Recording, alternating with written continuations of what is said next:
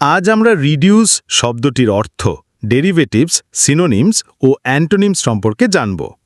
Reduce শব্দটি একটি verb যার অর্থ হল কমানো, হ্রাস করা, ছোট করা। এবার জানব শব্দটির ডেরিভেটিভস সম্পর্কে। নাউন রিডাকশন, হ্রাস, কমানো। Adjective reducible, হ্রাসযোগ্য। ভার্ব রিডিউস, কমানো।